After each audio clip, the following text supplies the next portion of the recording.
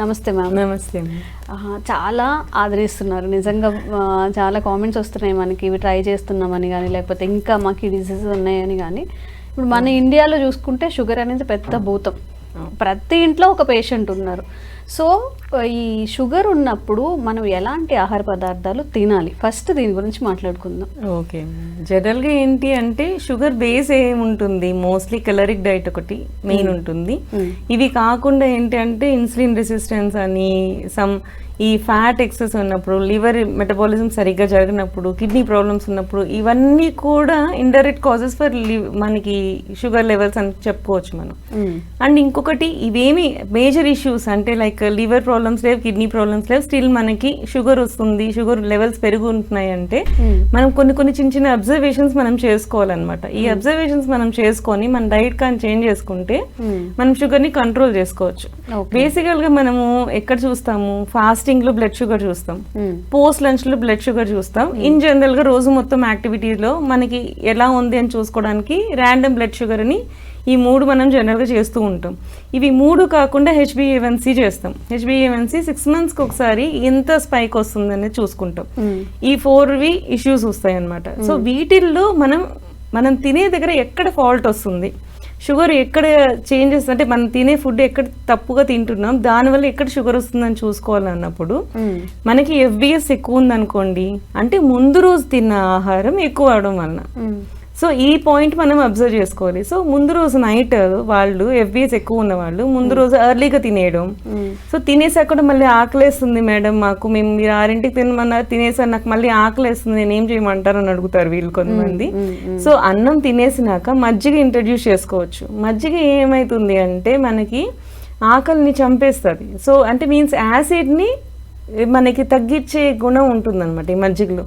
So ఇవి తాగడం, కొంతమంది పాలు తాగలిగితే షుగర్ లేకుండా పాలు తాగడం, ఇట్లాంటివి మాత్రమే. అంటే ఎనర్జీ తక్కువ ఉన్న వాళ్ళు పాలు తీసుకోవాలి, కొంచెం వెయిట్ మంచిగా ఉన్నారు అనుకునే వాళ్ళు మాత్రం మజ్జిగ తీసుకోవాలి. సో ఇట్లాంటిది ఇవి ఇంట్రడ్యూస్ చేస్తుంటే మీకు ఆకలి తగ్గుతుంది, సో మీకు బాడీ కూడా సెట్ అవుతుంది.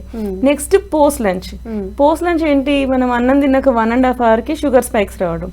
సో వీళ్ళకి ఏంటంటే కొంతమందికి ఫాస్టింగ్ బాగానే ఉంటుంది, ఫాస్టింగ్ కొంచెం 130, 140 అట్లా ఉంటుంది, బట్ అదే 110 అలా రేంజ్లోనే ఉండి పోస్ట్ లంచ్ వచ్చేసరికి 200, 300కి వెళ్ళిపోతూ ఉంటుంది. 200 కూడా ఓకే పోస్ట్ లంచ్, బట్ 300 వరకు కూడా స్పైక్ వెళ్ళిపోతూ ఉంటుంది. వాళ్ళకి ఏంటి ప్రాబ్లం అవుతుంది, నువ్వు బ్రేక్ఫాస్ట్ ఎక్కువ తింటున్నావు అని అర్థం. ఏదైనా సరే మనకి ఒక దాని తర్వాత వస్తుంది అంటే ఆ టైంలో మనం ఏం తిన్నాము దానివల్లే పెరుగుతుందని బేసిక్ నాలెడ్జ్ మనం పెట్టుకుంటే మనకు మనమే వైద్యులం, మనకు మనమే తగ్గించుకోగలుగుతాం, అంతే కదా.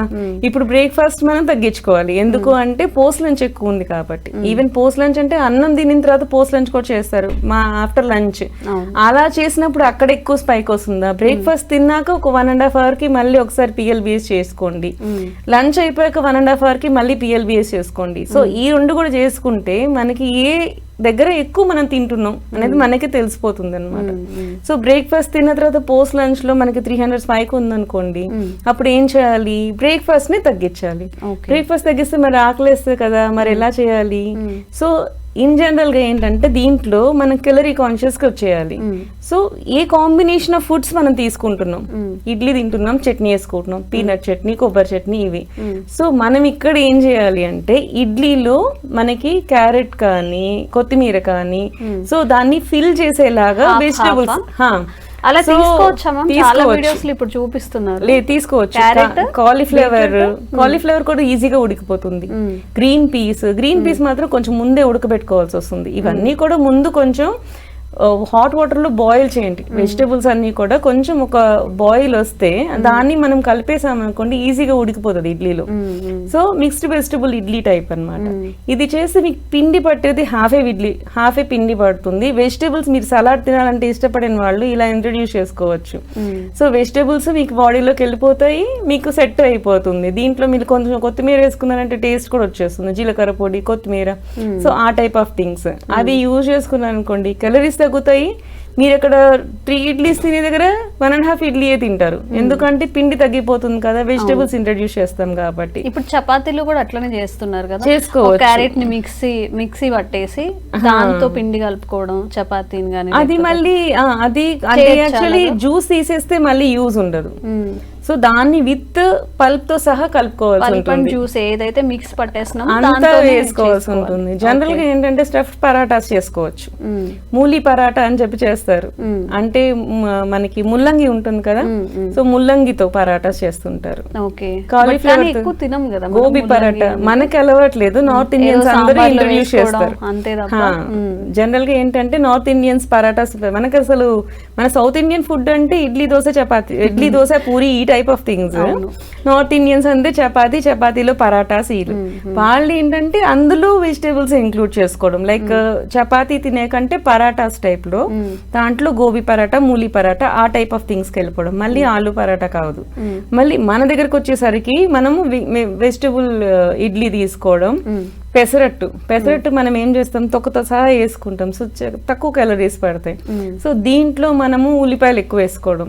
సో ఫిల్ అవ్వాలి, క్యాలరీస్ పెరగకూడదు. ఈ ఫిల్ అవ్వాలి, క్యాలరీస్ పెరగకూడదు అంటే దీంట్లోనే వెజిటేబుల్స్ మనం మిక్స్ ఆన్ చేసుకోవడం. చట్నీల్లో కూడా పీనట్ చట్నీ, కొబ్బరి చట్నీ కాకుండా మనకి ఎర్రకారం సంథింగ్ ఆ టైప్ ఆఫ్ థింగ్స్ మనం ఇంట్రడ్యూస్ చేసుకుంటే అది కూడా లో క్యాలరిక్ అవుతుంది. సో అండ్ ఇంకోటి చట్నీ కూడా మంచిది కాదు అంటే మంచిది కాదని కాదు, క్యాలరీ కాన్షియస్ వచ్చినప్పుడు షుగర్ పేషెంట్స్ వరకు మాత్రమే చెప్తున్నాను ఇక్కడ. సో షుగర్ పేషెంట్స్ ఏంటంటే కొబ్బరిగా తినొచ్చు, బట్ దాంట్లో కూడా తాలింపులు వేసుకొని తింటూ ఉంటారు, చట్నీలో కూడా తాలింపులు వేసుకోకూడదా? జనరల్ వాళ్ళకి మంచిదేరా, ఎవరైతే షుగర్ పేషెంట్స్ ఉంటారో వాళ్ళు క్యాలరీ చూసుకున్నప్పుడు తగ్గించుకుంటూ పోవాలి.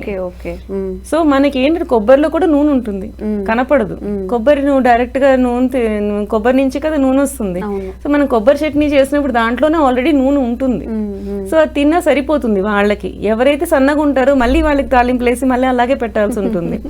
సో ఇది ఏంటి అంటే ఎవరికి యూనివర్సల్ రూల్ అనేది లేదు. ఆయుర్వేదంలో కానీ జనరల్ హెల్త్ థింగ్స్ లో కానీ యూనివర్సల్ రూల్ అనేది ఉండదు.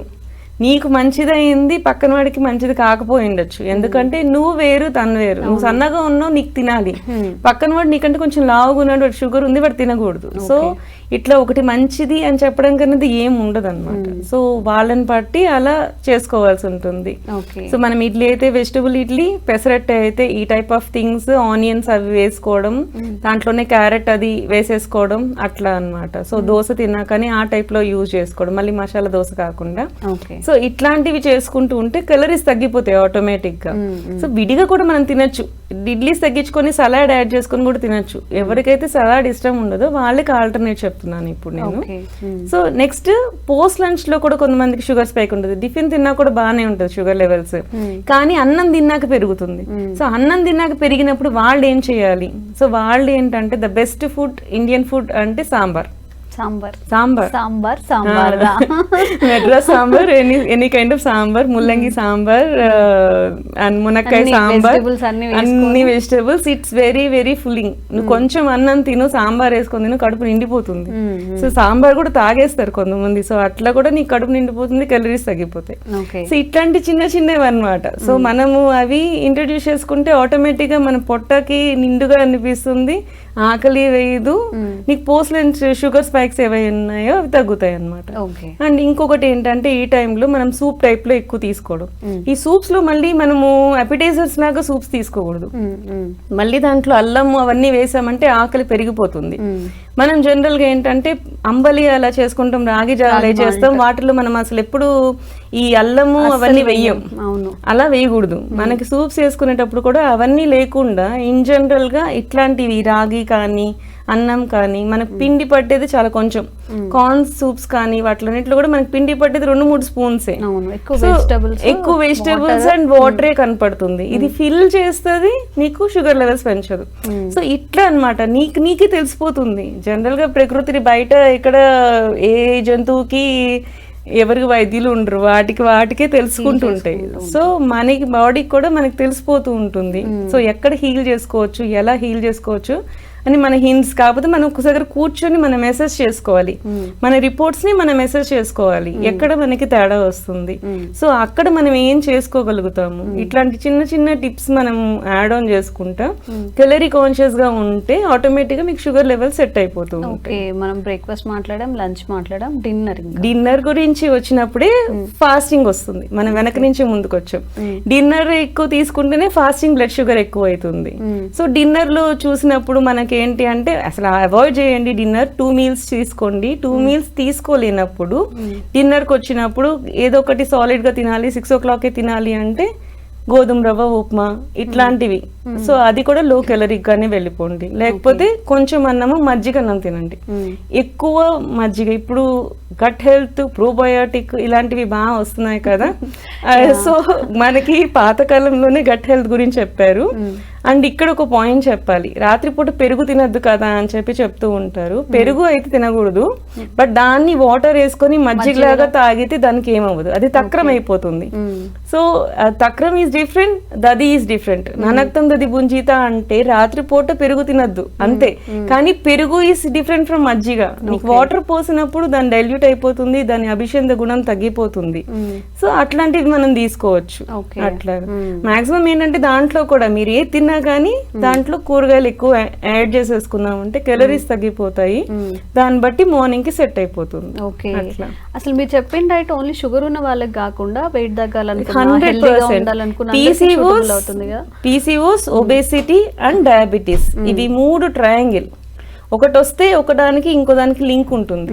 సో PCOS ఉండే వాళ్ళు ఒబేసిటీగా ఉండొచ్చు, ఒబేసిటీ ఉన్న వాళ్ళకి డయాబెటీస్ రావచ్చు, డయాబెటిక్ ఉన్న వాళ్ళకి PCOS కూడా ఉండొచ్చు.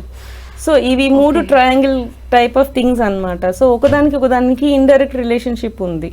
సో వీళ్ళందరూ కూడా ఇలాంటి డైట్స్ చేసుకోవచ్చు. మీరు చెప్పినప్పుడు నిజంగా అనిపిస్తుంది అసలు రేపటి నుంచి మొత్తం హెల్త్ అంతా మార్చేయాలి. మీరు ఏమైతే చెప్పారో అవి కానీ, బట్ అది అవదమ్మా అని చెప్పి ఎండ్ ఆఫ్ ద డే ఉరుకులు పరుగులు జీవితం. సో ఎవరైనా కానీ హెల్త్ కాన్షియస్గా ఉండాలి. షుగర్ ఉన్నప్పుడు డైట్ మంచిగా ఫాలో అవ్వాలన్నప్పుడు అన్నీ మన సౌతర్న్ స్టైల్లోనే చెప్పారు. ఇడ్లీలో కొంచెం వెజిటబుల్స్ యాడ్ చేసుకోవడం, రైస్లో కొంచెం ఈ సాంబార్ ఇలాంటివి అంటే స్టమక్ ఫుల్గా అనిపించేలాగా తినేయడం అనమాట. సో తప్పకుండా ట్రై చేయండి. షుగర్ ఉన్న వాళ్ళు ఒక ప్రత్యేక స్థానం అండి మీ అందరికీ కూడా. మీ హెల్తే మా మెయిన్ కాన్సెప్ట్ కాబట్టి ఈ డైట్ని తప్పకుండా ట్రై చేసి చూడండి. మీకు ఎలా అనిపించిందో కామెంట్స్ చేయండి. ఇంకా ఎలాంటి సమస్యలు మీరు ఫేస్ చేస్తున్నారని కామెంట్స్ చేయండి. తప్పకుండా దాని మీద కూడా వీడియో చేసే ప్రయత్నం చేస్తాం. Thank you ma'am. Thank you. Sir, one life lesson what medicine has taught you. Whatever you can do without expecting. But I really believe మన పాజిటివ్ యాటిట్యూడ్ ఉంటేనే మనం ఏదైనా సాధించగలం. గట్ ని మనం కరెక్ట్ గా డీల్ చేసినట్లయితే అది మనకి పాజిటివ్ హార్మోన్స్ ని రిలీజ్ చేస్తుంది. షుగర్ వచ్చిన వాళ్ళ పరిస్థితి ఏంటి? పొట్ట దగ్గర పెరిగితే దాన్ని ఆండ్రాయిడ్ అంటారు, ఆండ్రాయిడ్ ఫోన్ కదా. అసలు థాట్స్ ఎందుకు వస్తాయి? బ్రెయిన్ డెడ్ అంటే దానికి ప్రపంచం అంతా కూడా కొన్ని నిర్దిష్టమైనటువంటి లక్షణాలు ఉన్నాయి. మానసికంగా ధైర్యంగా ఉంటే క్యాన్సర్ జయించవచ్చు. You are a doctor for a cause sir, అంతే. వాళ్ళకి వచ్చిన ఆదాయం కాకుండా ఫ్రీ సర్వీస్ ఎంతమందికో చేస్తారు.